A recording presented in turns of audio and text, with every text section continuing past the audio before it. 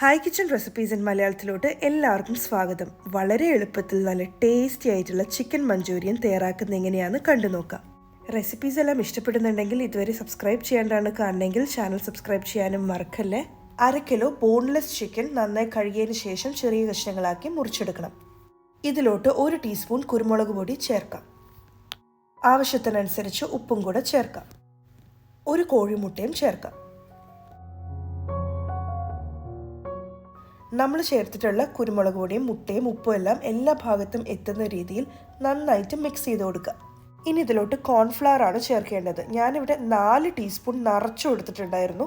അത് ചേർത്തിട്ട് നമുക്ക് നന്നായിട്ട് മിക്സ് ചെയ്ത് കൊടുക്കാം.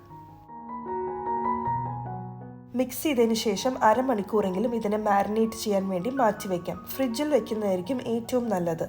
അരമണിക്കൂർ മാരിനേറ്റ് ചെയ്തതിന് ശേഷം ചൂടായ എണ്ണയിലിട്ട് ഫ്രൈ ചെയ്തെടുക്കാം.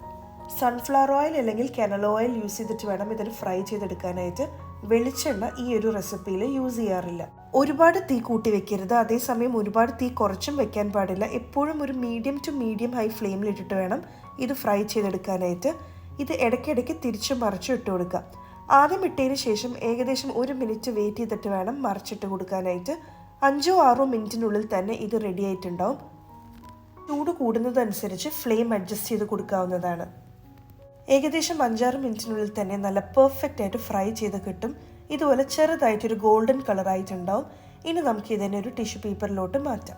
ബാക്കിയുള്ള കഷ്ണങ്ങളും കൂടെ വറുത്തെടുക്കുക. ഒരുപാട് കഷ്ണങ്ങൾ തിക്കി കൂട്ടി ഇടുകയാണെങ്കിൽ അത് പൊടിഞ്ഞു പോകാനൊക്കെ സാധ്യതയുണ്ട്. എപ്പോഴും 2-3 ബാച്ചായിട്ട് വേണം വറുത്തെടുക്കാനായിട്ട്. ഒരു കടായിലോട്ട് കുറച്ച് എണ്ണ ഒഴിക്കാം. നമ്മൾ ചിക്കൻ വറുക്കാൻ എടുത്തിട്ടുണ്ടായിരുന്ന അതേ ഓയിൽ യൂസ് ചെയ്യുകയാണെങ്കിൽ കുറച്ചുകൂടി ടേസ്റ്റ് ആയിരിക്കും.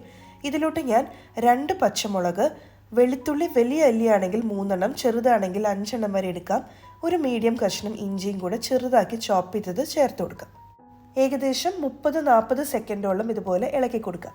ഇതിലോട്ട് ഒരു വലിയ സവോള ഇതുപോലെ വലിയ കഷ്ണങ്ങളാക്കി അരിഞ്ഞതാണ് ചേർക്കുന്നത്. ഏകദേശം മീഡിയം ടു മീഡിയം ഹൈ ഫ്ലെയിമിലിട്ടിട്ട് നന്നായിട്ട് 1 മിനിറ്റോളം മിക്സ് ചെയ്ത് കൊടുക്കുക. അടുത്തതായിട്ട് ചേർക്കുന്നത് ഒരു ഓപ്ഷണൽ ഇൻഗ്രീഡിയൻ്റ് ആണ്. സ്പ്രിംഗ് ഒണിയൻസിൻ്റെ താഴത്തെ ഒരു വൈറ്റ് ഭാഗമില്ലേ, അത് ചോപ്പ് ചെയ്തതാണ് ചേർക്കുന്നത്. അത് ഇല്ലെങ്കിലും കുഴപ്പമില്ല. കുറച്ച് സമയം മാത്രം ഇതുപോലെ അങ്ങോട്ട് ഇളക്കി കൊടുക്കുക. ഈ ഒണിയൻസ് ആണെങ്കിലും നമ്മൾ ചേർത്തിട്ടുള്ള സ്പ്രിംഗ് ഒണിയൻസിൻ്റെ ഭാഗമാണെങ്കിലും ഒക്കെ ബ്രൗൺ കളർ ആവേണ്ട ആവശ്യമില്ല. ഒരു വലിയ ക്യാരറ്റിൻ്റെ പകുതി ഭാഗം വട്ടത്തിൽ അരിഞ്ഞതും വലിയ സൈസ് ഗ്രീൻ ക്യാപ്സിക്കും വലിയ സൈസ് റെഡ് ക്യാപ്സിക്കത്തിൻ്റെയും ഇത് രണ്ടിൻ്റെയും പകുതി വെച്ചിട്ട് എടുത്തിട്ടുള്ളൂ. അത് വലുതാക്കി അരിഞ്ഞതും ചേർക്കുന്നുണ്ട്. ഇപ്പോൾ റെഡ് ക്യാപ്സിക്കം നിങ്ങളുടെ കയ്യിൽ ഇല്ലെങ്കിലും കുഴപ്പമില്ല, ഒരു വലിയ ഗ്രീൻ ക്യാപ്സിക്കം ചേർത്താലും മതി. പക്ഷേ എന്താണെങ്കിലും ക്യാരറ്റും ക്യാപ്സിക്കും മസ്റ്റായിട്ടും ചേർക്കണം. എന്നാൽ മാത്രമാണ് ആ മഞ്ചൂരിയൻ്റെ കറക്റ്റ് ടേസ്റ്റ് കിട്ടുള്ളൂ. ഇതിലോട്ട് 2 ടേബിൾ സ്പൂൺ സോയ സോസാണ് ചേർത്ത് കൊടുക്കുന്നത്.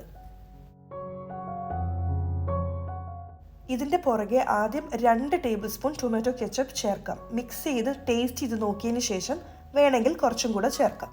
വീണ്ടും ഞാൻ ഇതിലോട്ട് ഏകദേശം 1-1.5 ടേബിൾ സ്പൂണോളം ടൊമാറ്റോ കെച്ചപ്പ് ചേർത്ത് കൊടുത്തിട്ടുണ്ട്. അപ്പോൾ നിങ്ങളുടെ ടേസ്റ്റ് അനുസരിച്ച് വേണം ടൊമാറ്റോ കെച്ചപ്പ് ചേർക്കാനായിട്ട്. പിന്നെ ഇതിലോട്ട് ആവശ്യമനുസരിച്ച് ഉപ്പും കൂടെ ചേർത്ത് കൊടുക്കാം. നമ്മൾ ചിക്കൻ ഫ്രൈ ചെയ്തപ്പോഴും ഉപ്പ് ചേർത്തിട്ടുണ്ടായിരുന്നു.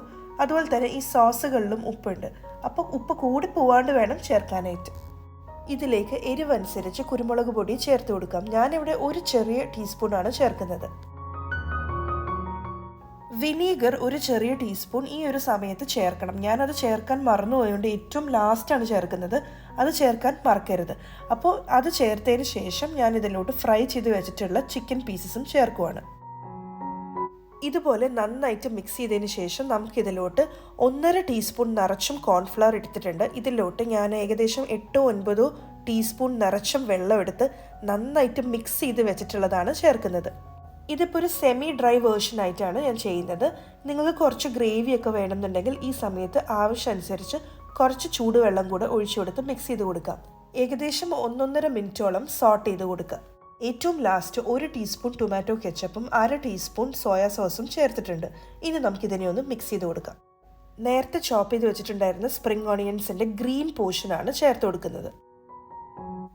ഞാൻ നേരത്തെ ചേർക്കാൻ വിട്ടുപോയിട്ടുണ്ടായിരുന്ന വിനീഗർ ഒരു ചെറിയ ടീസ്പൂണാണ് ഈ സമയത്താണ് ഞാൻ ചേർത്തിട്ടുള്ളത്. പക്ഷെ ഞാൻ നേരത്തെ പറഞ്ഞ ആ സമയത്ത് തന്നെ ചേർക്കുക. ഏറ്റവും ലാസ്റ്റ് കണ്ടില്ലേ ഒരു നുള്ള് പഞ്ചസാര, ഇതും കൂടെ ചേർത്ത് ഇളക്കണം. ഇതും കൂടെ ചേർത്താൽ മാത്രമാണ് നമുക്ക് റെസ്റ്റോറൻറ്റ്സിൽ നിന്ന് കിട്ടുന്ന സെയിം ടേസ്റ്റ് കിട്ടുള്ളൂ. അപ്പോൾ സ്പ്രിംഗ് ഓണിയൻസ് ഒക്കെ ചേർത്ത് കഴിഞ്ഞിട്ടുണ്ടെങ്കിൽ ഒരുപാട് സമയത്ത് ഇളക്കേണ്ട ആവശ്യമൊന്നുമില്ല. ജസ്റ്റ് ഇങ്ങനെ ഇളക്കി ഇനി നമുക്ക് ഫ്ലെയിം ഓഫ് ചെയ്യാം. ചിക്കൻ മഞ്ചൂരിയൻ റെഡി ആയിട്ടുണ്ട്. ഇത് ഞാൻ സെർവ് ചെയ്യുന്നത് വളരെ ടേസ്റ്റി ആയിട്ടുള്ള എഗ് ഫ്രൈഡ് റൈസിൻ്റെ കൂടെയാണ്. ഈ എഗ് ഫ്രൈഡ് റൈസ് തയ്യാറാക്കാനും വളരെ എളുപ്പമാണ് കേട്ടോ.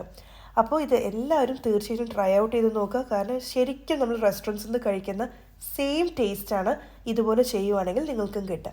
അപ്പോൾ നിങ്ങൾക്ക് എൻ്റെ റെസിപ്പീസ് എല്ലാം ഇഷ്ടപ്പെടുന്നുണ്ടെന്ന് വിചാരിക്കുന്നു. Thank you so much for watching. By.